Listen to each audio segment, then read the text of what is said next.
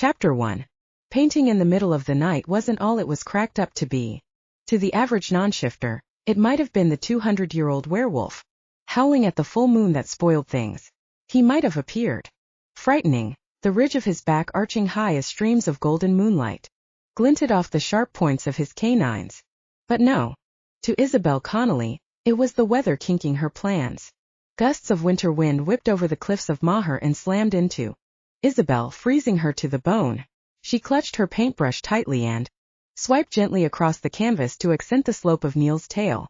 "If you don't stop twitching," she said, staring down her furry subject over the top ridge of her clipboard, "I swear to God I'll paint you with a chipmunk tail. We've been out here for hours, and the weather's only getting worse," he said. Through the Irish wolf pack communication process of mindspeak, his voice, smooth in its lilt, hummed through her head. "I'm freezing my arse off." "Toughen up," she projected back. "At least you've got your coat to keep you warm." Well, she had a trench coat on, but nothing blocked the wind like layers of fur. Isabelle knew firsthand. Being born to werewolf parents meant she could shift at whim, full moon or not. And although the pull of the moon tugged on something in her middle, urging her to shift into a wolf and join Neil, she resisted. "We should go before someone sees us," he said. "We'll be fine." She adjusted the portable LED light illuminating her palette. The tourists are long gone. Even in human form, she could propel her thoughts into Neil's mind. He could block her if the urge struck him, but he'd be stupid to obstruct the mind. Speak of the Alpha's only daughter. Besides, she continued, standing back to admire her work, "I'm almost finished." Kinking her neck and narrowing her eyes, Isabelle focused on the dark-haired wolf, his hunched back and striking blue eyes set against the stunning backdrop of shadowed cliff and raging sea. She tapped her brush against the canvas, creating a haze of black fur around his tail. A few more minutes. She dabbed the brush, whipping the tip to give Neil's tail a stronger emphasis. The fear of being caught out here is part of the thrill. She stood back after a final stroke. "Okay, you can give it a look." "Thank God." Neil bounded away from the rocky ledge of the cliff. He gave a full body shake as he approached her side and set his gaze on the painting. "Amazing, Isabelle. My mum is going to love this." "I'm glad," she thought, and swiped her hands on her painting pants. "She's been so kind to me over the years, it's the least I could do." Neil's mother had worked in Connelly Castle as one of the serving maids when Isabelle was young. Mary had been the only female figure in Isabelle's life, all 107 years of it. Since Neil was Mary's only son, he'd grown up in the castle too and had become more like a brother than a friend. He looked up at her with wide wolf eyes. "You sure you don't want me showing it to Mr. Connelly?" "No," her voice broke the silence of the night. "My dad doesn't want anything to do with my art." She may have been little Isabelle Connelly to her father, but she was Bella Nolan to the art world. Her paintings of werewolves in majestic settings had been sold worldwide, sometimes for hundreds of thousands of dollars. There weren't many who knew the truth. "But you've got a magic touch with those paintings of yours. You're a rising star in London." He patted his paws around the dirt. "Probably America too. Wouldn't Mr. Connelly like to know before he—" "I'm working up the nerve to show him," she interrupted, removing the canvas from the board. "But I want to do it on my terms and in my own time." Neil didn't know, but she'd already set in motion the plan to reveal the truth to her disapproving father. She'd spent the last year hunting down her paintings from all over the globe. She tracked the auction circuit, noting buyers' addresses and making them offers they couldn't refuse. Money wasn't a problem. Not when time was slipping through her fingers. She didn't have long to show her father what she'd accomplished with her art. He'd been sick for a little more than a year. A rare form of cancer that affected only werewolves had spread from his lungs to his lymph nodes. Wolf pack doctors had given him less than 2 years to live, though they couldn't know for certain how long he really had left. Grief trickled into her heart and summoned tears to her eyes as she slipped the canvas into her bag. Even though it had been a year since her father's diagnosis, the pain stung as strongly as it had the first day. Her father had told her the sickness was a blessing. Every werewolf had to die when its time came, but this way they could experience every moment as if it were their last. Their days would be lively and bright, heightened by the imminent loss. He told her to tie up loose ends, say what needed to be said, before his final breath. before he was gone. But there was still one thing left undone, one thing she couldn't say. More than anything, she wanted her father to see all of her artwork together in one place before he closed his eyes and succumbed to the eternal sleep. Maybe then, when all 30 pieces were together again, he would understand the depth of her passion, the fire in her heart, and the talent in her hand. The world had embraced her paintings, even if they didn't have a clue. Werewolves existed. Why couldn't her father, the alpha of their Irish wolf pack, embrace them and her too? But you might not have much time left, Neil projected. My mum says it's getting worse by the day. I know. Fighting back tears, she scrawled her pseudonym on the bottom right hand corner of the picture the way she always did. Large B, illegible Ella. Long swooping legs of the N, scribbly Olin. I've spent the entire year rounding up my paintings. I'm storing them in Dublin in a room at the National Gallery of Ireland. I don't have them all yet, but I'm close. When you're ready, let me know and I'll have my mum drop this one off too. Thanks, Neil. That means a lot.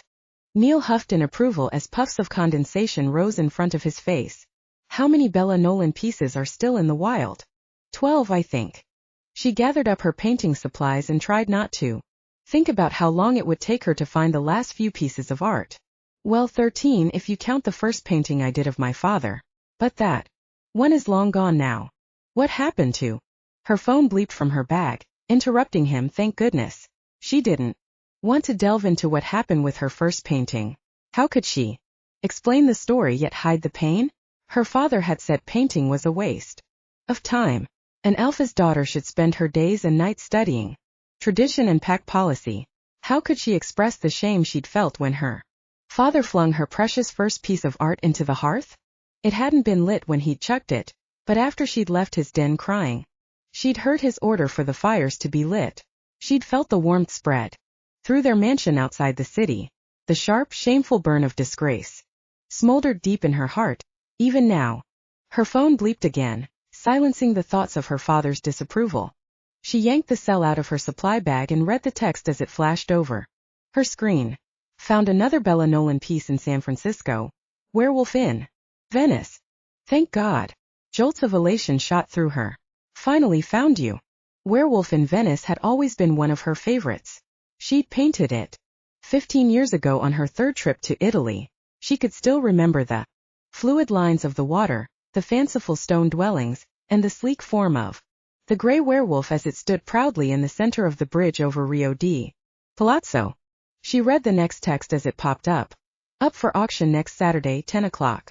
A.M. McDougal's auction house in San Francisco.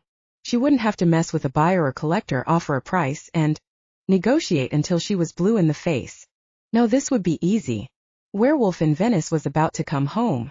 Deep inside her something tugged. Her father had always loved Venice. It was where he took her mum for their final anniversary before her death. She couldn't wait to see her father's face light up when he set his eyes on all her work displayed in one place. In Dublin, their hometown. I hate to cut this short, Neil, Isabelle said, gathering the last of her things. But I've got a plane to catch to San Francisco.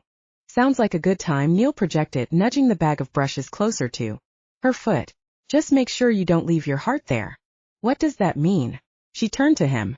You know, like the song. His big furry head swung from side to side. I left my heart in San Francisco. Just so you know, Neil, she said, slinging her bag over her shoulder. You don't sing any better as a wolf. Still tone deaf. He bumped her playfully and she laughed. Where will you stay? He rested on his back haunches. The San Francisco wolf pack doesn't welcome us anymore. Not after your father's last visit with the late Mr. McGrath. I know, she said, thinking about the bad blood between the McGraths and the Connellys. But I'm not worried about it. I doubt I'll run into anyone from that family, actually. I'm going to get my painting back and get home as quickly as possible. Nothing was going to stop her. Chapter 2. Saturday morning, as Isabelle strode through the front door of McDougal's in downtown San Francisco, she was handed a pamphlet of the day's artwork. Scanning through the listing, she spotted her piece. The air caught in her throat as she skipped up the marble front steps. She passed large pots crammed with bamboo stalks and towering sculptures of samurai warriors. Folding up the pamphlet, Isabelle shoved it in her purse and strode into the auction room. The hall was immaculately clean and crowded with people. Her stomach fluttered with happy nerves, and her heart raced in anticipation. Today was going to be a great day. After being assigned a paddle, she slid into a seat at the back of the auction hall. Two men brought out each beautifully mastered work. The history of the piece was read, along with a brief summary of which collections it had been featured in. Whispers spread through the crowd before everyone went quiet and let their paddles do the talking. We're going to take a brief intermission before the next painting, Werewolf. In Venice, the auctioneer said, his voice flat. But it wasn't the tone of his voice that had Isabelle searching the features of the old man's face. It was the Irish brogue. Everyone take 10. He marched down the center aisle and slid into the seat next to her as if he'd planned the intermission for the very reason. You look at me strange, Isabelle, as if you don't recognize me. I'm Colin O'Hare. He extended his hand. It's been years since I've rested my hat in Dublin, but I didn't think my beard had gone that gray. Recognition hit her and she gasped. Colin had been a member of their pack for 200 years before venturing out on his own. Rumors hit Dublin that he'd gone to California, but no one had said anything about his work in the auction circuit. Oh my gosh, I'm so sorry I didn't recognize you. She shook his hand. It was warm and calloused like worn leather. I didn't know you worked for McDougall's. Might have made her task of tracking down her lost art an easier one. How've you been? Well, thank you. He leaned in close and whispered. How's your father? Holding up. She sighed as despair weighed heavy on her shoulders. Good as can be, I guess. Did you hear he's fighting cancer? Aye. Colin nodded, and the lights shone off the bald patch on the top of his head. Let me tell you, lass, if any man can win that battle, it's Gerard Connelly. I've never met a man with so much fire. He tapped her chin gently, as a father would do to a child. That fire is in you as well. Something inside her softened, and she ached to change the subject before she broke completely. I'm here to bid on Werewolf in Venice, she said as nonchalantly as she could. I hear it's beautiful. You're a fan of Bella Nolan, are ya? She nodded slowly and averted her gaze to the seat back in front of her. I suppose you could say I am. That piece is mighty fine. Sold last year in London for 3.25. She swelled with pride, but kept the emotion on lockdown. Colin didn't have a clue she was the artist. Or rather, if he did, he hadn't let on. She'd probably have to pay more than $400,000 to get it back. Between the earnings from her work and the savings in the Connelly vault, she could afford a solid bid, thank goodness. I'd love to sit and chat with you, dear, but I've got to be getting back. He took her hand, flipped it over and kissed her knuckles. It was lovely to see you. Send my love to your father, and the rest of the pack. Her heart warmed. I will. As he returned to the podium at the front, Isabelle sensed someone watching her. She scanned the room, over unfamiliar faces from one side and back again. Sniffing softly, she used her heightened sense of smell to detect anything out of the ordinary. She could pick up extreme emotions, fury and fear, love and happiness. Happiness, a sweet and rosy scent, tingled her nose, masking every other scent in the room. Nothing out of the ordinary. The next piece is Werewolf in Venice by Bella Nolan, Colin announced as the piece was escorted to the stage. It's a stunning piece of Gothic realism. He detailed every gallery her art had been featured in, every collection where it had been shown over the last few years. Awareness heated Isabelle's cheeks and made the rest of his words fuzzy in her ears. It always happened this way when someone spoke fondly of her work. Let's start the bidding at 200,000. She flushed hot as a paddle went up, directly across the aisle from her. Good God, that man scratched that. She sniffed and picked up a familiar scent. That werewolf was gorgeous. Midnight black hair cut close to his head, on the sides and longer on top. Big brown eyes. Strong nose. A layer of stubble covering his wide jaw. Black suit and tie. One foot kicked up and resting over the opposite leg. He gave off a vibe of dominance mixed with cool and composed nobleness. He lifted his paddle again as the bid jumped to 250,000. He didn't hesitate. Not once. Not even when the price rose to 5.25. Flattery struck her, but she quickly dismissed it. No matter how good it felt. Knowing the total hottie wanted to have her picture, she wouldn't let it go. 600,000 to Mr. McGrath, Colin said. Any other bids? Isabelle's gaze snapped to the Greek god. McGrath? Oh, she had his number now. He maybe been sexy as hell, but he was a snake. Evil to the core. Just like every other McGrath in their nasty family line. She lifted her chin defiantly and raised her paddle. He'd been waiting for Werewolf in Venice to come up for auction again so he could acquire it and add it to his collection of Bella Nolan work. He was inexplicably drawn to Nolan's paintings. They were breathtaking. She brilliantly weaved the majestic form of the werewolf into the natural cityscape behind it. It was the stroke of her brush over the wolves in the painting, gentle and soft, against the gritty textures in the background that had captivated him. When he studied Nolan's artwork, a rush of something hot streaked through him. It was akin to a surge of adrenaline. He couldn't explain the feeling and had given up trying to figure it out. He had 11 Bella Nolan paintings. Werewolf in Venice would make 12. And he wasn't about to be outbid by the tiny little pixie sitting in the row across from him. She had dark hair that dropped past her shoulders and curled up at the ends, bright green eyes lined with thick lashes, freckles covering her plump cheeks. She was a werewolf. He could tell by the sweet and spicy smell of her, but she wasn't from the San Francisco wolf pack. He would have run into her by now, and he never forgot a face. The pixie wore a thick black scarf, black heels and a black dress that revealed the porcelain smooth length of her legs when she crossed them. Judging from her attire, she was either headed to a funeral after the auction, or stuck in a permanent state of melancholy, or maybe she simply thought the monochromatic color would make her incognito. Yeah, no way. With legs like that, anonymity was impossible. As the bid tiptoed higher, reaching 615,000, Jack raised his paddle with a flick of his wrist. He couldn't care less about the money spent. He'd accumulated an estate worth billions, but even if he hadn't, he'd go in debt to hang Werewolf in Venice on his walls. Besides, he couldn't take his billions with him when he died, so he might as well spend his money on something he could enjoy in his final days.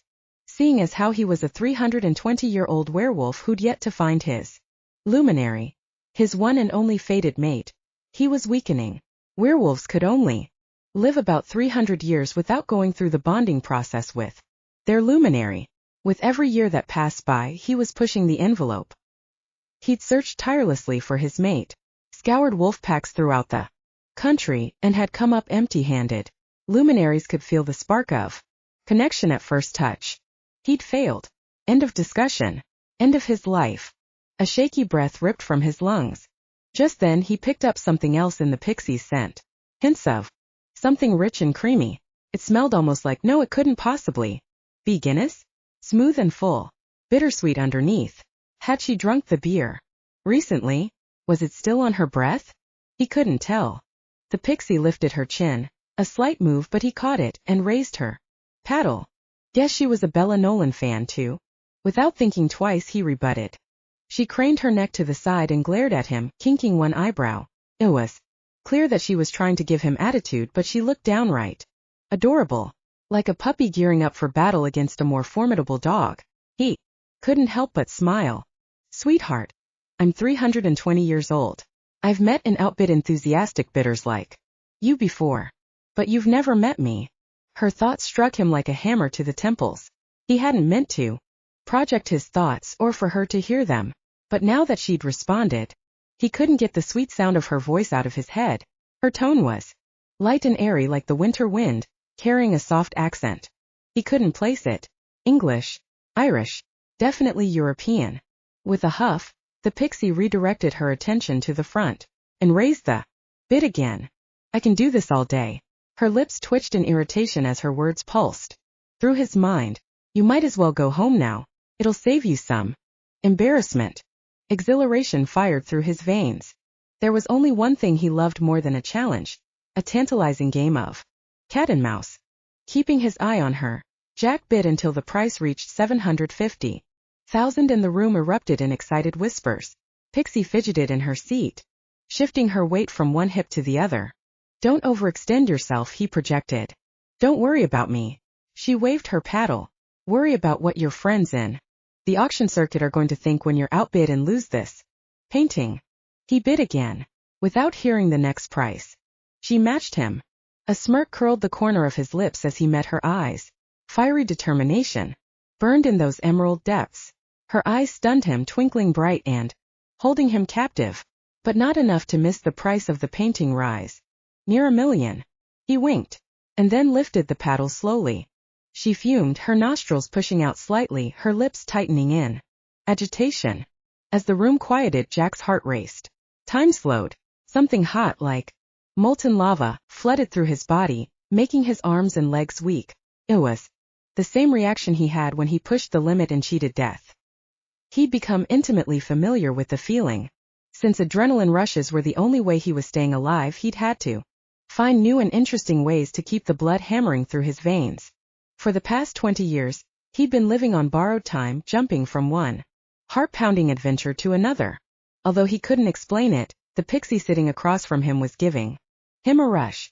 It was new, interesting, and definitely heart-pounding. He didn't want to let Werewolf in Venice slip through his fingers, but what if he let her outbid him? It'd be a loss to his collection, sure, but if he took home the painting, the pixie would be angry and embarrassed, unforgiving. He let her win, however, he could congratulate her, strike up conversation, invite her to dinner where they'd talk about their mutual love of Nolan's work, and then when dessert came to the table, he'd escort her back to his place. He'd gladly lose the painting to keep the adrenaline pumping through his veins. The way it was now. A tiny bleep sounded from her direction. Dropping her paddle into her lap, she fished her cell phone out of her purse and checked the screen. Jack wasn't mistaken, the color drained from her cheeks. She blinked quickly, her lips parting in disbelief. Or was it sadness? Sold, the auctioneer declared from the front. To Mr. Jack McGrath for $1 million. Victory. The pixie flipped her gaze to the front and then to him. Alarm flickered in her eyes before she stared at her phone once more. Congratulations on your win, she projected, sliding out into the aisle. Too bad the piece didn't go to someone who'd truly appreciate it. Good day. What the hell did she know about him or the art he appreciated? He watched his painting being escorted to the back and then followed the pixie into the foyer. She was already gone. He just purchased Werewolf in Venice to add to his collection, the only reason he'd come to McDougal's today, yet he couldn't shake the feeling that he'd left something unfinished. Hairs on the back of his neck stood on end. The only way to get rid of the prickly sensation he'd learned was to jump into the day's hectic schedule, check things off his list, one by one. He didn't even know the pixie's name, so he'd never see her again. Putting her behind him wasn't going to be a problem. That's exactly what he'd do. Completely forget about her. Right after he hit up Johnny Foley's Irish pub and quenched his thirst for a Guinness. Chapter 4. Make it through the night, get the painting, go home. Repeating the plan to herself didn't ease her nerves. Parkti na garagin. The heart of Golden Gate Park. Isabelle checked her reflection in the mirror. For the 10th time. Her hair was in the in-between stage where it looked too plain if she left it down, but couldn't pull it up without strands falling out. She'd settled for a low updo with tons of bobby pins and minimal makeup. Her dress was classic. Black silk down to her ankles with a slit up the front. This wasn't really a date after all, so why bother getting fancy? It didn't matter what Jack thought he felt. There was no spark in his touch. Nothing that would make her even think for 1 second that he was her Luminary. Imagine that. A McGrath and a Connelly. Fated mates. Scoffing out loud, she adjusted the top of her dress. Her father would freak if he found out what Jack had said. Even thinking about the pairing would make him go ballistic. He'd probably put out a bounty on Jack's head. Surprisingly, the idea wasn't entirely grotesque. He was easy on the eyes, but he was also absolutely undeniably annoying. He wouldn't even consider selling her the painting until she was halfway out of his drive. At least Jack hadn't been as bad as she'd expected, as bad as her father had made a McGrath out to be. She didn't like to judge people before she knew them, but he'd pummeled into her brain, for years on end, that the family was full of terrible, deceitful people.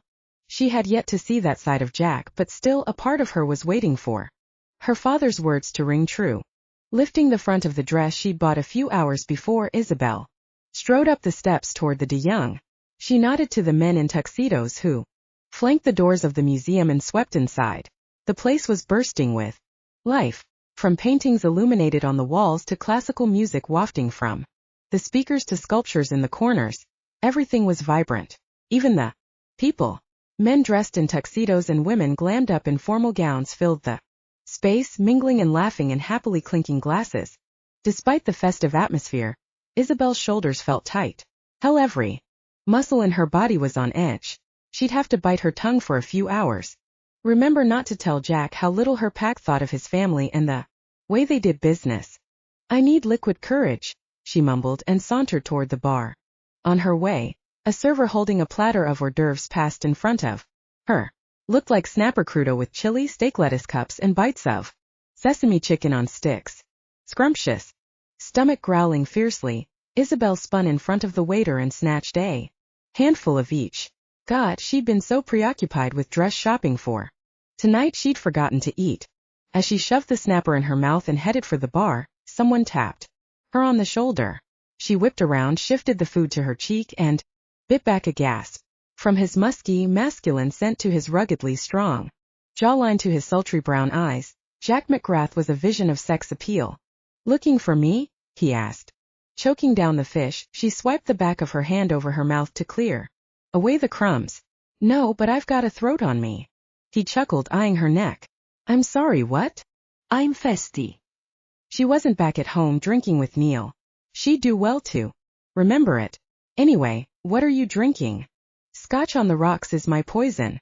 He held up a whiskey tumbler full of ice and very little amber liquid. I was going to ask what yours was, but I see. Now it's one bite hors d'oeuvres. Oh, isn't this grand? I'm a hungry hippo. I don't know what you're talking about. Hiding her hands behind her, Isabelle quickly chucked the rest of the appetizer she'd fisted. From the direction of the flying food, a woman squealed in shock. Or maybe disgust. She couldn't tell unless she turned to see, and she was most definitely not going to make eye contact and admit fault. Damn it, what were the chances she'd actually hit someone? Come on, Isabelle said, snatching Jack by the sleeve of his coat. She jerked him toward the bar. Think the bar has the black stuff? If he knew that she'd just chucked a bunch of bite-sized meat at an unsuspecting guest, he didn't let on. Thank goodness for small victories. Black stuff. He kicked his foot up on a bar stool. You mean tar? No, I mean Guinness. He winked. I know what you meant, but some would think those two were one and the same. A Guinness for the beautiful lady, he called to the bartender, and then set his almond-shaped eyes on her. Anything else?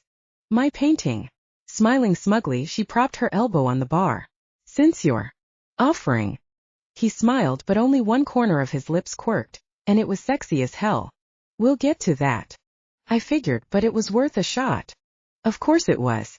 Come on, he said, sliding her drink from the bar and handing it to her. I want to show you something. A taste of home, perhaps.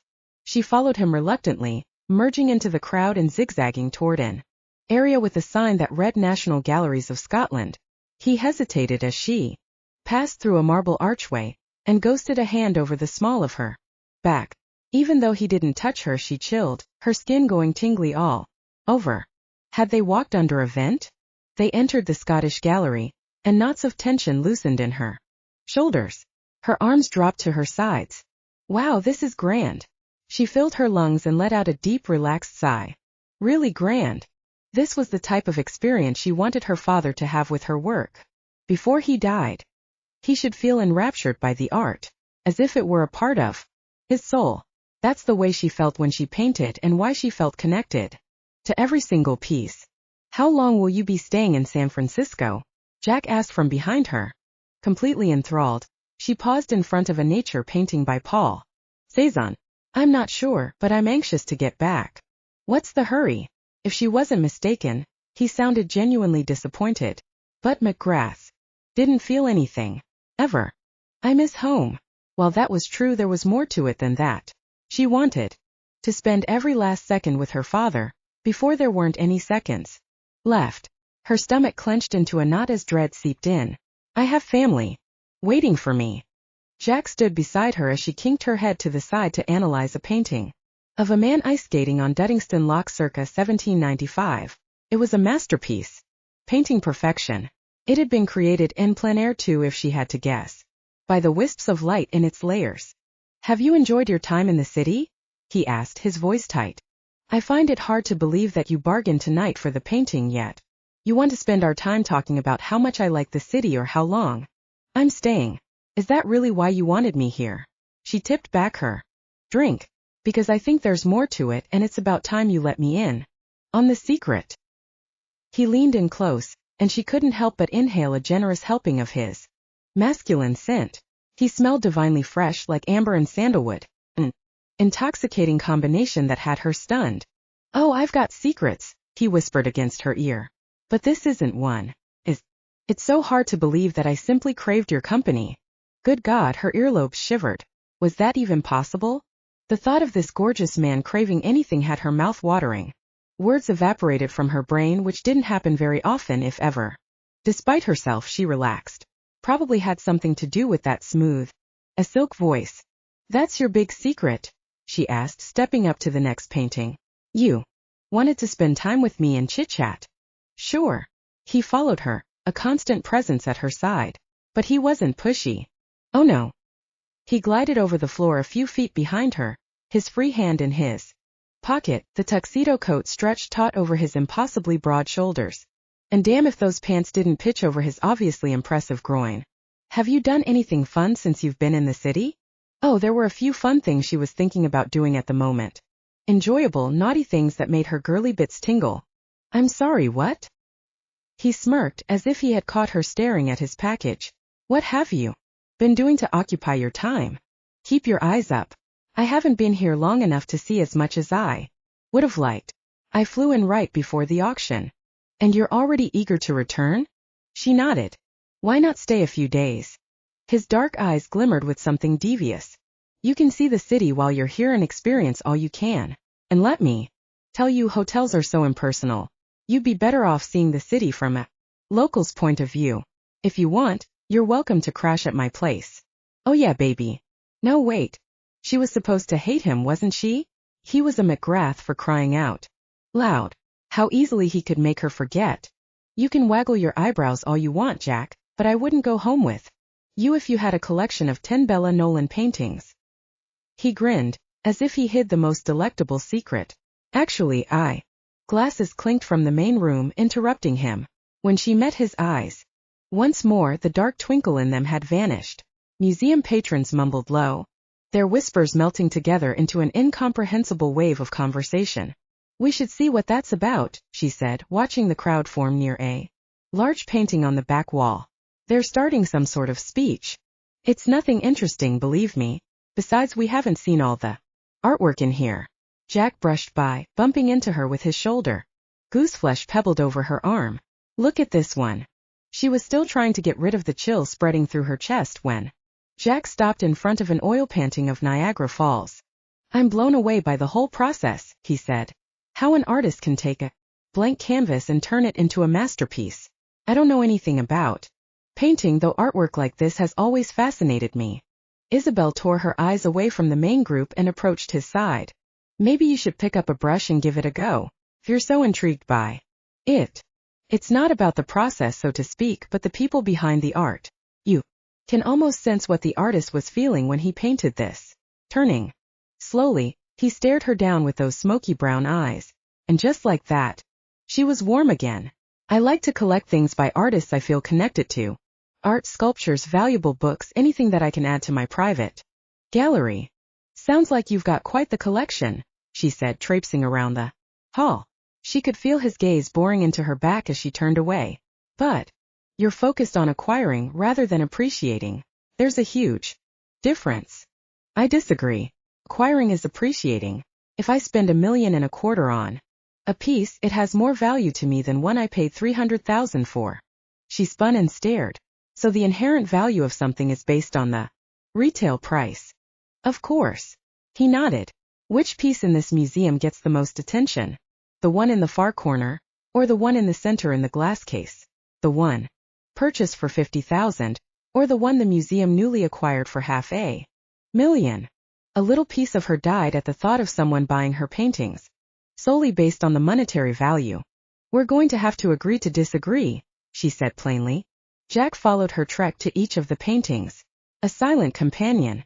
She kept her distance from him and was careful not to brush him accidentally. Werewolves usually ran hot, their temperatures a bit higher than non-shifters, but when she touched him, an odd chill seeped into her bones. Finishing her Guinness, Isabelle stopped in front of a family painting. Oil on canvas from the early 1800s. The father in the piece had the little girl on his knee. She held out a golden yellow rade flower and smiled brightly. Proudly. Her father beamed, his arms wrapped around his daughter as he gazed into her eyes. The little girl's happiness and her father's love had been captured for eternity. It was the kind of dynamic she'd envisioned when she'd shown her father her very first painting. She'd wanted him to wrap her in his arms, tell her how proud he was of her, encourage her to paint more often and display it everywhere in their castle. It was a good thing their interaction hadn't been displayed in the De Young. It would have been called a father's shame, and wouldn't have fit with the other, more whimsical pieces in the collection. Clapping echoed from the main hall, followed by an announcement. Muffled voices struck her ears, though she couldn't make out any conversation in particular. As the speech ended, the crowd moved toward a glass case in the center of the floor. She couldn't tell what had been displayed. Why Bella Nolan? Jack said from beside her. The air froze in her lungs. Excuse me. Why are you determined to make Werewolf in Venice yours? Is it the painting in particular, or all Bella Nolan work? Oh. For a second there, she thought Jack was asking about her nom de plume. As if he knew it was her. I'm collecting her work for a private showing in Dublin. Nodding, his lips pulled into a quick, contemplative frown. Is that so? You look confused. He scrubbed his hands through his dark hair. I'm not. But if you'd asked, I might have let you borrow the painting for the showing. You wouldn't have had to offer to buy it or come with me tonight. Not that I don't appreciate your company. I donate paintings for showings all the time. Like tonight. She'd thought about doing that at first, but the paintings were a gift for her father. A part of Isabelle secretly hoped her dad would fall in love with all of them and want them for himself. Besides, she wanted to take the work home. Back to Dublin. I wanted it for personal reasons, she said, finishing her drink. To appreciate it. No matter the cost. Damn, the woman was stubborn. An unexpected surprise. He thoroughly enjoyed every snippy remark, every sly grin, every simmer of fire in her eyes. It made him feel alive. Under the circumstances, he could use more of that. As he thought of a rebuttal, the crowd clapped and mumbled again. This time, someone announced Jack's name over the microphone. Why now? When he and Isabelle were finally getting somewhere. Would you give me 1 minute? Taking the hand she dropped to her side, he squeezed gently. Starbursts of heat splintered into his palm. I've got to do something. Don't disappear on me, okay? I'll be right back. Something told him she wouldn't be going anywhere. She hadn't gotten the painting yet. Dropping her hand, he moved through the crowd of smiling faces, recognizing not a single person, and his hands began to shake. Not now. Please, not now. He approached the glass case and then turned, searching for Isabelle in the crowd. She'd stayed back, far enough away that she wouldn't see his hands tremble. I hope you're all having a fabulous time tonight, Jack said, raising his near-empty glass. The ice rattled around inside as a tremor clattered through his arm. I'd like to personally thank the De Young for their interest in this. Renoir. Hold strong. Don't show weakness. It's been a part of my collection for more years than I care to admit, and this is the first time it has seen the light of day, or the glare of the moon, as it were. His vision swam in and out, gripping the corner of the glass case for support. He rubbed his eyes, and stomach pains from hell rocked him.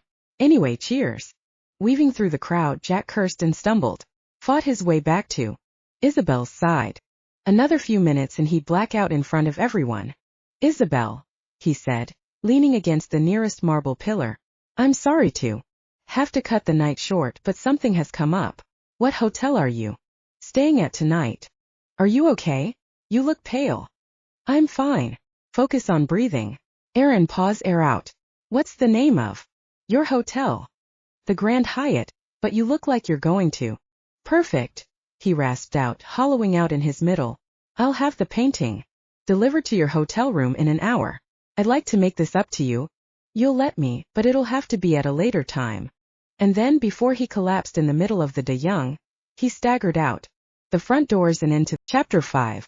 Isabelle drove her Camry back to the Grand Hyatt and hit every red light on the way. Her father used to say if she found herself stuck by a continuous string of red lights, it meant she subconsciously wanted to be going a different direction anyway. He said it was fate's way of giving chances to stop and rethink the route. She wasn't sure she bought into it, but the constant stopping gave her a ton of time to think. She still couldn't make sense of what happened between her and Jack. They had chemistry. She'd felt it on her end anyway. He'd asked her to come to the museum, and then he up and left? What the hell was that about? She had to have missed something. His hands had started to tremble, she'd noticed that much. Was he nervous? Borderline drunk? Regret washed over her in a bitter wave. Why'd it bother her so much that he took off and deserted her at his own artwork display anyway? It wasn't like she wanted to spend the rest of the evening with him. Trying not to think about Jack or what she wanted to do to him with him, she corrected. She swapped her evening gown for yoga pants and washed her face. She slipped into bed. Someone banged on her bedroom door. Yes. Shuffling over, she peeked through the peephole. Who is it? A petite young woman with frizzy brown hair stood in the hall, holding up an awkward-shaped box. Hotel management, she said. We have orders to drop something off to your room at precisely this hour. It's from Mr. Jack McGrath. Jerking open the door, Isabelle met the manager with a smile. Thank you, she said, and took the painting with more eagerness than was probably necessary. Painting. It was perfect and finally coming home with her, and there was a note pinned to the back. She yanked it off and read aloud. Isabelle, I'm sorry I had to run out on you tonight. That's not how I envisioned our first date ending. Oh, go on, Mr. McGrath. How do you really want to finish it? I wanted to tell you earlier, but I have another piece of Bella Nolan art. Werewolf in Manhattan. Shut the front door. If you agree to have coffee with me tomorrow morning, the painting is yours. Please accept my sincere apology and meet me in front of your hotel at 10 a.m. Jack. Seriously? These two paintings were proving to be the easiest, cheapest finds ever. She would have paid millions to bring two of them home, but it seemed all she had to do was go on date number 2 with Jack. Not such a bad deal considering he was the hottest man she'd ever laid eyes on. Staring at him for another day didn't sound so bad. She set up the painting on the desk across from the bed and let her eyes skip over its colors as she dozed off. Except she woke up 30 minutes later and couldn't go back to sleep. She tossed and turned all night, thinking about how she was going to get all the paintings back. If only the other 10 were as easy to snag as this one. She worried about how she'd display them in the National Gallery of Ireland, and what her father would say. When she crawled out of bed at 9, showered and then dressed in jeans, black riding boots, a gray tank top, and a black cardigan, she still didn't have the answers to any of those things. But she knew how to find one more painting, and it was waiting for her downstairs, in Jack's arms. As she made her way into the lobby and then out the front doors, she searched one way and then the other. No sign of Jack. Sighing, she cinched her purse over her shoulder and waited. Isabelle, a deep voice called. Over here. Looking past the line of taxis, Isabelle spotted Jack standing in front of a black stretch limousine. He wore dark jeans, a deep blue sweater, and black boots. A shadow of stubble emphasized the rugged lines of his jaw and cheekbones, and there was a light in his eyes that hadn't been there yesterday. He appeared almost hopeful, if she had to put her finger on it. And in his hands were 2 Starbucks cups. Delicious. The coffee looked good too. The note said you wanted to have coffee with me, she said, gazing out the passenger window of his limo. Didn't we just take the exit for the San Francisco International Airport? As she turned to him, her hair fell over her shoulder in silky soft waves. Took every ounce of willpower surging through Jack's veins not to reach out and brush a few loose strands out of her face. Don't move too fast. You'll spook her. You're observant, he said, taking a long drink of his Americano. We're taking a short flight to Napa. A what? She turned her full attention to him and glared. Where are you taking me? Napa. It's wine country and we'll be back by tonight. You can leave after that if you want. She quirked an eyebrow, though he didn't pick up one iota of resistance. You didn't say anything about a flight. That's right, I didn't. The limo pulled into a private gate and swept around. A large hangar. But if you want the painting, that's where we have to go. Told you it's not far. You'll be perfectly safe if that's what you're worried about. We're going to visit a longtime friend of mine. Oh. She pinched her lips together with her forefinger and thumb, contemplating. And he has my painting? She actually. Her name is Jasmine Winters. Isabelle stared out the window as if she were completely relaxed with the situation, yet his heightened sense of smell detected the rosy scent of curiosity, followed by subtle hints of jealousy. It seemed Isabelle was piqued by his relationship with Jasmine. She's a sweetheart, he went on, trying to play it cool. You'll love her. Oh, I'm sure I will. She cleared her throat and adjusted her top. So did you sell the painting to her, or? About 30 years ago, she moved from New York to San Francisco. She missed New York terribly, so I thought the painting would cheer her up. The limo stopped in front of his private jet. I called her last night, asked if we could come up to grab it, and she said that was fine. Yes, fine, she said, though she didn't sound too enthusiastic about it. He exited the limo, extending his hand to help her out. She took it, sending fiery spirals of heat snaking through his body. The surge of energy in his veins wasn't as strong as, say, a fight or a new adventure, but it was there, satiating him, giving him more time. He'd been weakening more quickly the last few weeks, not that he'd admit it to a soul, and he didn't want to have to leave her again. Last night he'd stumbled into the streets, damn near been flattened by a Muni City bus. Still hadn't erased the queasy feeling in his gut, but it gave him enough strength to get home. After that, he rode his Ducati through the city streets. It had been the fastest ride of his life. He'd almost died more times than he cared to count. The only thing on his mind was having more time with Isabelle. She couldn't go back to Ireland. Not yet. This is the plane we're taking? She strode over the red carpet that had been laid out. What's with the grand entrance? Branson got overexcited. Reluctantly releasing her hand, Jack finished off his coffee. It's not often I have a woman come aboard. Oh really? Her gaze shot to his. How often is often? No, wait, forget I said anything. Rather than answer, he spread his arms wide and guided her toward the small aircraft. After you. She ducked inside, giving him an unobstructed view of her curves, and took the seat nearest the window. He sat beside her and leaned back in his swivel chair. Never, he said finally. I'm sorry. Never. He buckled in as the door shut behind them and the engines warmed. I've never taken a woman anywhere in my jet. Oh, she said, meeting his stare. Pleasure flared in the depths of her eyes. But if you did, I bet the red carpet treatment would make women fall head over heels in love with you. I'm not concerned about getting women to fall in love with me. Is that so? She quirked an eyebrow. Because if I recall, you were quick to cry faded wolf the first time we met. That was different, that was with you, he said simply, catching her gentle intake of breath at the words. While we're on the topic, do you have a love interest back home? Say no, say no. Even though there was only one luminary, one fated mate, for each werewolf in existence, it didn't mean he or she was going to be celibate until the mate arrived. Quite the contrary, or so he'd heard in certain circles. There were werewolves who liked to have sex with as many partners as possible before meeting their luminary. That way, when they finally met the person they were going to be with for the next 1,000 years, they would have already played the field. He'd never had that urge. He'd been too busy building an empire, collecting valuable property and art, traveling the world, seeing new sights and broadening his horizons. He wasn't a saint, not by a long shot, but he never saw the advantage of whoring around while waiting for his mate. Merely thinking about Isabelle having lovers in Ireland had the threat of a growl rumbling in the back of his throat. I don't have time for a boyfriend. The tightening that had been in his chest moments before loosened. She caught his eye as if she'd picked up the sudden comfort in him. She took her time, finishing off her coffee as they taxied down the runway. And if I do find time, she continued, my father finds 1,000 reasons why I shouldn't be involved with someone who isn't my fated mate. But I'm right here.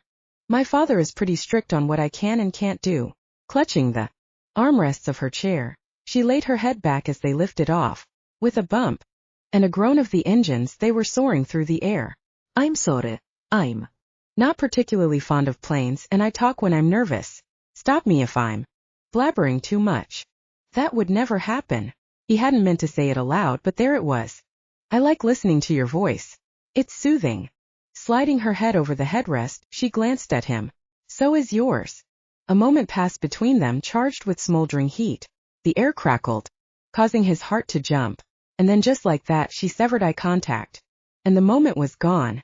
I'm going to be alpha of the Irish wolf pack after my father. Did I tell you that? He shook his head, desperately trying to recapture that moment.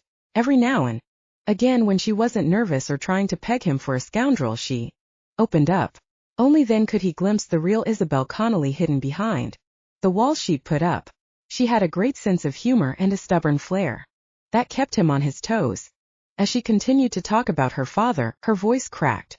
She would rule the pack and follow in his shoes, no doubt. She'd probably run it with the same values too. When they first met, she'd been so eager to think the worst of him, and how could he blame her? His family had treated their werewolf brothers and sisters as pawns to expand their own businesses in the States. He tried to shed their reputation by building one of his own, but it seemed her father hadn't forgotten, and had made sure his heir apparent wouldn't either.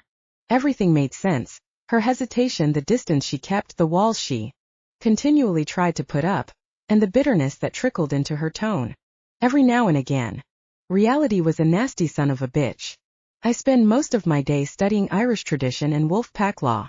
He wants me well versed in the history of the pack, from its origination in the 1500s up to modern practices. On the short flight to Napa County Airport, they talked about her pack and the family dynamic they'd instilled. Everyone genuinely cared about one another. It was refreshing, since he'd had only Branson to depend on for the last 100 years. Fraternizing with other werewolves from the San Francisco wolf pack simply didn't sound appealing. Hayden Dean, the alpha of his pack, always sent him a personal invite to all of the wolf pack events, but he'd hardly accepted, especially not in the last 20 years. Everyone could sense he was an unmated wolf, past the 300-year mark. He'd sensed their pity, their willingness to help, and their inability to do so. That had been the breaking point. No one was going to feel sorry for him. And then after a while I reached the point where he told me about the restrictions with my Luminary, she said plainly. The plane started its descent as his stomach whirled. What restrictions? Since I'm the alpha's only heir and my Luminary will rule the pack with me, he's got to be someone from the Irish wolf pack. Sucker punch to the gut. That's a bit short-sighted, don't you think? How so? The plane's wheels touched down with a loud screech. If my mate is from another pack, he wouldn't know a thing about the traditional way we run things. He could learn, but it wouldn't be in him. He wouldn't have the trust of the pack. But you can't choose who you're fated to love. You're right. She worried her bottom lip between her teeth as they taxied to a stop near the small terminal. But you can choose to live alone rather than bond with someone who doesn't have the pack's best interest at heart. Wow. That's harsh, don't you think? Harsh. You'd live 300 years, give or take 20, depending on the amount of adrenaline in her system, and die young rather than bond with someone you're destined to be with? What's worse is you'll be condemning me to an early death too. It was ridiculous. Inexcusable. She shook her head slowly as the plane door opened and cool air whipped through the cabin. I'm not condemning you to death. I don't know why you're worried about something that hasn't even happened and doesn't concern you. Because you're wrong. It does concern me. His heartbeat pounded in his ears. It may not have hit you full force yet, the way it has for me, but it's there. Deep down on some level you know it. She didn't move. Not a muscle. Not a quiver or a twitch of those perfect lips. She did feel it. Mr. McGrath? The steward blurted from the rear of the plane. The Porsche you requested has arrived. Porsche. That got Isabelle twirling around in her chair and peering out the tiny oval window. That is what we're driving to your friend's house? It's a Porsche 911 GT2 RS. Yeah. She chuckled. Whatever that means. The car was black as night. Fin on the back. 620 horsepower. Sleek and mean with the smooth gliding curves of a sexy woman. It's the fastest street-legal model on the market. Jack shrugged, itching to push it to its limit. If we have to take a drive through wine country, might As well do it in style, right? He smirked as the steward extended the keys toward him. Care to see how fast it can go? Hell yes. Standing with lightning-quick speed, Isabelle snatched the keys out of the steward's hand. And I'm driving. Chapter 6. Jack could barely focus on his GPS. Turn right. Isabelle shifted, barreling around a sharp curve. Hard left. Pedal to the metal, she did as she was told and gripped the wheel tight. The car hugged the bend effortlessly, even though they buried the speed limit. Up ahead, he said over the powerful purr of the engine. 1 mile. Winery is on the right. But the winery came faster than she anticipated. Guess that's what happened when you drove 100 plus. Right here. Jack's voice constricted. You're going to miss it. No, I'm not. She downshifted, causing the engine to roar. Hold on. Braking hard, she waited until the car was below 60, and then released the brake and turned right. The car lost traction, and exhilaration filled her. Right up. Jack gripped her knee, squeezing tight. Glancing at him out of the corner of her eye, she recovered from the skid, shifted again, and came to a sudden stop in front of a Tuscan-style home. Tall pillars. Stone moldings on the front. Soft mood lighting even in the daylight. And now that she had the chance to check out her surroundings, grapevines stretched out as far as the eye could see. Leaning over, Jack yanked the keys out of the ignition. I think I'll take these. She giggled, but as his hand brushed her knee she went hot. Did I scare you? She asked, rubbing the spot that was still tingling from his touch. It was just what I needed. What did he mean by that? Before she could pry, he opened the door and got out, stretching. She followed, meeting him on the passenger side of the car. Out of morbid curiosity, she checked his hands. They had been shaking last night, after all. Now they were still and sure. Strange. Jack! A woman's voice called from the direction of the front door. Her accent was thick. Spanish, maybe? Italian mixed with a little Greek? Get over here and give me a hug. Great to see you, Jasmine. He waltzed over and scooped her up into a huge embrace. As he spun her around, Isabelle got a good look at Jack's friend. His only friend, it seemed. Branson excluded, of course. Jasmine was taller than her. Probably 5'9". Razor-short blonde hair, falling around her face and framing her chin. And she was skinny with boobs, damn it. Wearing a flowery maxi dress, a cropped jean jacket, and wedge sandals. Some things in life weren't fair. The place looks amazing, Jack said. As do you. When he set her down, she nudged him with her elbow and then pointed at Isabelle. Going to introduce me to your lady? Your lady. She wasn't his any more than the Porsche cooling off behind them. A hint of sadness pricked her, making her frown. Shaking it off, Isabelle stepped up onto Jasmine's patio and extended her hand. I'm Isabelle Connelly. We're looking for a Bella Nolan painting, Werewolf in Manhattan. Jack rolled his eyes. She's bound and determined to find pieces to add to her collection in Dublin. It's all she talks about. Oh, I see.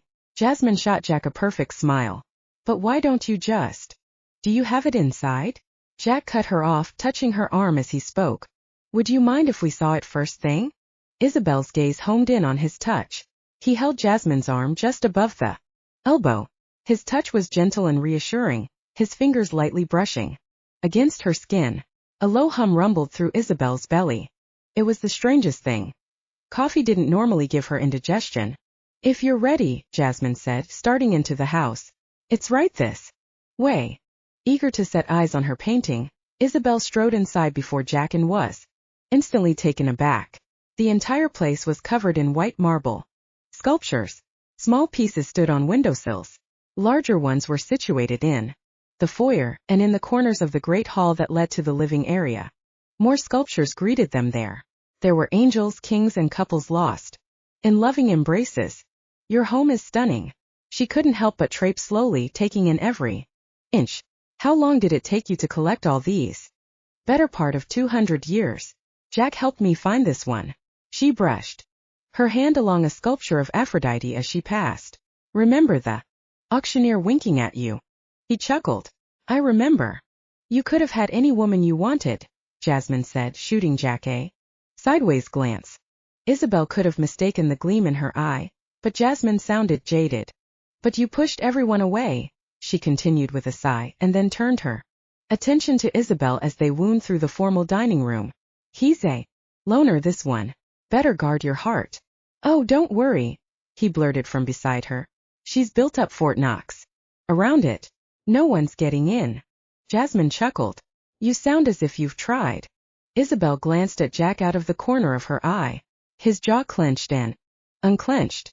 His lips pressed white. And then he met her gaze. Though his body was tense and his movements jerky, there was a softness in his eyes that contradicted all of it. As they strode down a narrow hall that smelled of rose petals and vanilla, Jasmine said, I keep the painting in the bedroom. It reminds me of the city I love so much. Did they have a tryst in New York? Isabelle couldn't help but wonder. Pangs assaulted her stomach again as the thought struck her. Jasmine opened the door and they swept inside into a world of white bedding, pillows, fluffy blankets, white floors, furniture, and curtains. And there on the wall over the Ice Queen's bed hung Werewolf in Manhattan, the only splash of color in the pristinely monochromatic room. She couldn't help but hold her breath. It was as beautiful as she remembered. The city had been buzzing with excitement that night, so she and Neil had gone to a rooftop so they had a breathtaking view of the unmistakable skyline, and no one to interrupt them. Isabelle hadn't realized it, but she'd walked over to the bed to get a better view. When she realized she'd been staring for too long, she twirled around. Jack and Jasmine stood near the door whispering. Something I missed? Isabelle asked sweetly. Oh, she could play it cool now, but jealousy burned in her gorgeous green eyes. She may not have wanted to admit it, and hell if he knew how he was doing it. But he was getting through to her, finally getting under her skin. If only there was a way to speed up the process, make her realize how great they could be together, especially if that was the way fate had intended. Jack was just telling me that you're from Ireland, Jasmine said, climbing over the bed to take the painting off the wall. That you're going to be the alpha of the pack. That's right. Jasmine unhooked the art and handed it to Jack. Sounds wonderful. I've always wanted to visit Ireland. As Jasmine slid off the bed, she put an arm around Isabelle's shoulder. What do you say we talk about it over lunch? I don't know, Jack said, checking his watch. Now that we have the painting, we should probably get back. Nonsense. Isabelle followed Jasmine toward the kitchen. I wouldn't mind talking about Ireland as long as you tell me a little about how you know Jack. Shit. No, we really should. Oh, I'll give you all his juicy secrets. Jasmine beamed, glancing over her shoulder at him as they walked past. I'll make cream cheese chicken and grilled asparagus. Does that sound all right? No, none of that sounded remotely close to all right. Okay, the cream cheese chicken sounded bomb. Despite the resistance flaring in him, he followed the women anyway, confused as hell how they went from strangers to best friends in 2 seconds flat.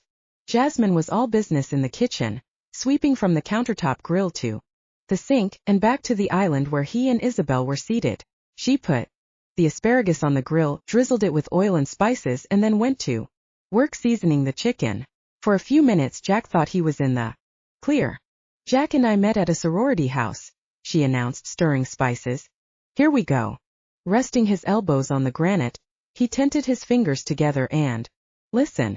Isabelle did the same, as if she were mocking him, and when he glanced at her out of the corner of his eye, she bumped him. The playful move lit him up inside, sparking a smile and a feeling of lightness that hadn't been there before. That was a few years after I moved back to San Francisco. She patted the chicken and stared off into space. 28 years ago, I guess. Let me tell you, Jack McGrath was on the prowl. He grimaced. Do we really have to go into this? Yes, the women blurted in unison, and then they smiled. He wouldn't take anyone home though. Oh no. He would go to the parties at the werewolf sorority houses on SFSU's campus, have a drink, introduce himself, stay for a few hours and then bolt. Never stayed with one woman long enough to have anything serious, even if he hadn't found his mate. She threw the chicken on a second grill next to the first. This one had high sides. Can you believe it? Isabelle shook her head and bumped him again. Sorority houses? Is that where you were looking for your luminary? One place among many. His voice sounded solemn, though he hadn't meant it to. I searched for years. He held her gaze longer than necessary to drive the point home. He didn't want just anyone. He wanted her. And now that he had found her, he wasn't letting her go. He wasn't very charming back then, if you can believe it. Jasmine wagged a spatula at him before turning the chicken. But along the way everything flipped on its end. He wasn't very charming back then? Isabelle parroted, grinning, as if something changed. The hair on the back of his neck stood on end. I'd rather not talk about it. Jasmine stood with her back to them, hand on her hip, staring at the chicken. And then after a few moments she dumped cream cheese, heavy cream and milk into the pan. It was a heart attack in the making but smelled tasty. He used to go out more but would have this apathetic, almost grumpy expression on his face for years. Remember Jack? Pouting into a frown, she raised her shoulders up and looked as if she were giving her best imitation of Grumpy Cat. Like this. Isabelle cracked up beside him. That's a good impression, Jasmine.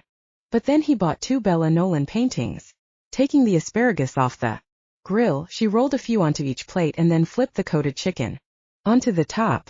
He stopped going out, but when I'd stop by to check on him he seemed happy, as if the paintings truly eased whatever pain he was hiding inside. Oh, that's deep, Jasmine, he said, staring at his food the second she slid it over the island. Is that what your psychology degree did for you? She shrugged, standing across from them with her own plate. Am I off base? Isabelle's gaze flipped between them. It's reaching, he answered quickly. Jasmine mumbled, her cheeks full of chicken. That's why you gave me Werewolf in Manhattan, wasn't it? Why? Isabelle said, scooting closer, so close their arms brushed, sending chills through him. Why'd you give it to her? So I wouldn't feel so lonely, Jasmine answered for him. If it worked for him, so he didn't feel lonely without his Luminary, it would work for me. As he chewed slowly, trying to keep food in his mouth so he didn't have to talk, Isabelle's gaze heated the side of his face. Which was why I was so surprised when he called, saying he was going to give the paintings to you. It's not that I mind giving it up, it was never mine to begin with, but he'd held on so tightly for so long. She set down her fork and bent over the island. And then he shows up with you, and I understand. Isabelle's heart slowed. He could hear its strumming beat, calling him. You understand what? Isabelle said softly. Jasmine's eyes sparked with dark amusement. She really doesn't know, does she? He shook his head and choked down the last bite of food. It was tastier then. It smelled creamy and flavorful. He swallowed down a helping of despair too, while he was at it. Forget it, Jasmine said with a smile while turning on her charm. Enough about Jack and me and Bella Nolan. Which part of Ireland are you from? They talked for hours about Ireland and San Francisco and New York and places they'd never been that they'd always wanted to go. He hadn't realized it was nearly 4 o'clock, but the tremors rattling through his fingers served as a personal alarm clock. They were coming closer now. Time to go, he said, and hustled her out the front door. With Werewolf in Manhattan in one hand, Isabelle embraced Jasmine in a bear hug with the other and kissed her on the cheek. They certainly took their sweet time to say goodbye. Not like they had a ticking timer counting down the last minutes of their life or anything. She's the one, Jasmine whispered into Jack's ear when they embraced. I think she might be the only one who can't see it. He nodded in total agreement and turned to stride toward the car. His stomach seized into a knot. His vision swam and his hands went numb. Not now. You drive, he said, digging into his pocket and throwing Isabelle the keys. Wouldn't want to have a seizure on the road and put them both in jeopardy. Her face lit up as she stowed the painting in the trunk. You sure you want me to drive again? If he got the feeling he was going to die again, hell yes.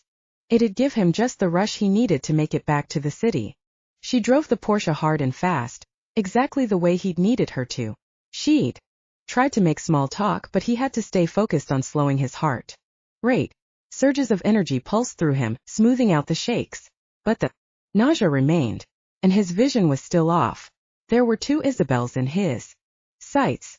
Not that having 2 of her wouldn't be amazing in certain scenarios. Are you okay, Jack? She asked as they pulled up to the airport.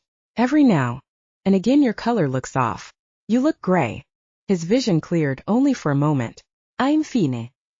Or at least he would be. The flight back to San Francisco was a blur.